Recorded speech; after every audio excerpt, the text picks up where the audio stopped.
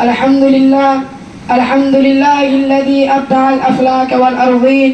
والصلاة والسلام على من كان نبيا وآدم بين الماء والطين، وعلى آله وصحبه أجمعين. أما بعد، فقد قال الله تعالى في القرآن المجيد والفرقان الحميد: أعوذ بالله من الشيطان الرجيم، بسم الله الرحمن الرحيم. ألم يجدك يتيما فآوى. وقال النبي صلى الله عليه وسلم: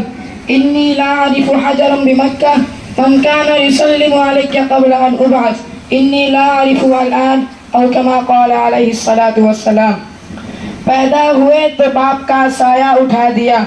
پیدا ہوئے تو باپ کا سایہ اٹھا دیا، گھٹنوں چلے تو دادا عدم کو روانہ تھا، چلنے لگے تو مادر ہو گئے جدا، ہر ایک سایہ سر سے یوں اٹھتا چلا گیا. محترم حضرات، سامعین کرام اور قابل قدر شخصیات، آج کے اس دلکش ہمایوں میں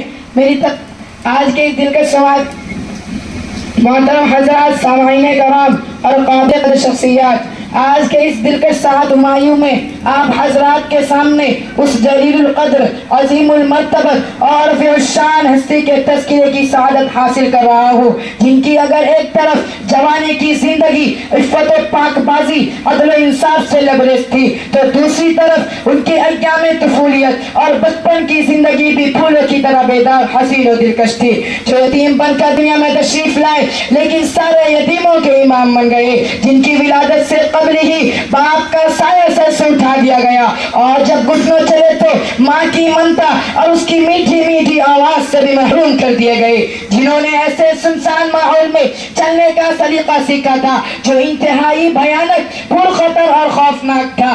اللہ اللہ، کتنا خوفناک منظر تھا کہ باپ باپ چلاتے ہی معصوم بچیاں بھی زندہ درگور کر دی جاتی، ایک خدا کو چھوڑ کر سینکڑوں دیوی دیوتاؤں کی پرست کی جاتی تھی. وہاں کا ہر ایک ایک بچہ تہذیب و تمدن سے نابلد، شراب نوشی، دروغ گوئی اور بے حیائی کا ہوسناک تھا. رقص و سرور، ناچ گانا، خاک و پتھر ان کا محبوب مشغلہ ہوتا تھا، فحش گالی غلوج ان کے لبوں پہ مچلتا تھا. مگر قربان جائیے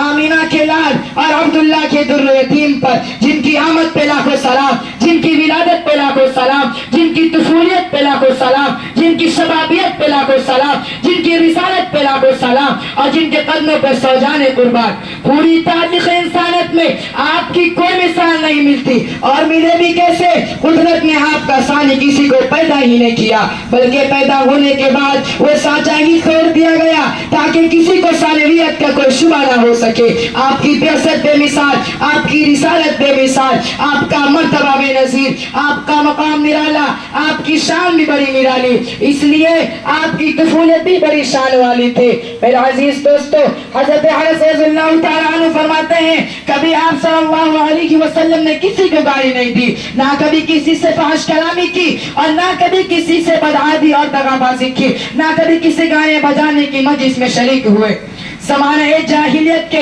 اس پرمعصیت رنگے ماحول میں آپ کا لڑکپن اتنا صاف و شفاف تھا کہ دور طفولت ہی میں ہر طرف آپ کے عدل و انصاف، تقوی و طہارت کے چرچے ہونے لگے تھے. خاندان قریش میں کوئی تبصرہ کرتا کہ آمینہ کا لال کتنا نیک بھولا بالا ہے، زمین پھٹ سکتی ہے، آسمان ٹوٹ سکتا ہے، مگر عبداللہ کا لاڈلا وعدے کی تکمیل سے کبھی باز نہیں آ سکتا. ملا یہ آمینہ کو فضل باری سے یتیم ایسا، ملا ہے آمینہ کو فضل باری سے یتیم ایسا، نہیں ہے بحر ہستی میں کوئی در یتیم ایسا. وآخر دعوانا الحمدللہ رب العالمین.